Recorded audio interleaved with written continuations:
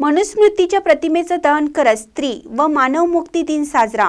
जोशाबा विचार मंचच्या वतीनं कार्यक्रमाचं आयोजन। डॉक्टर बाबासाहेब आंबेडकर यांनी 25 डिसेंबर 1927 रोजी महाड मुक्कामी छत्रपती शिवाजी महाराज यांच्या रायगड या किल्ल्याच्या पायथ्याशी मनुस्मृती या नीच ग्रंथाचे दहन केले। इथली वर्णव्यवस्था व जाती व्यवस्था नाकारून सर्व समाज व्यवस्थेला समान अधिकार देणारा संविधान हा ग्रंथ निर्माण केला आणि त्याच्यानुसार सर्वांनी त्या पद्धतीने चालावं या उद्देशाने लोकशाही निर्माण केली।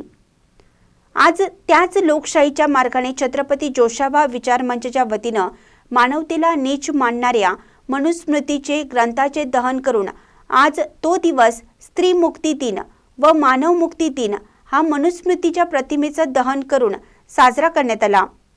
डॉक्टर बाबासाहेब आंबेडकर पुतळा शेजारी हा कार्यक्रम साजरा केला। यावेळी मधुकर शेसवरे, मिलिंद कांबळे, एजाजभाई मोमीन, अशोक शास्त्री, राजू शास्त्री, धीरज कांबळे, उमेश मनापगोळ, रवींद्र कुर्णे, मनोज सरवदे, चंद्रकांत कांबळे, गौतम कांबळे, सोमनाथ जाधव, राजू बनसोडे, स्वप्नील कांबळे, विनोद कांबळे, सूरज कांबळे, चंद्रकांत कांबळे, हर्षवर्धन कुर्णे, अक्षय कांबळे, लक्ष्मण कांबळे, विशाल रोकडे कांबळे, शुभम वाघमारे इत्यादी पदाधिकारी व कार्यकर्ते उपस्थित होते। महानकर न्यूजसाठी आदी माने, मिरज।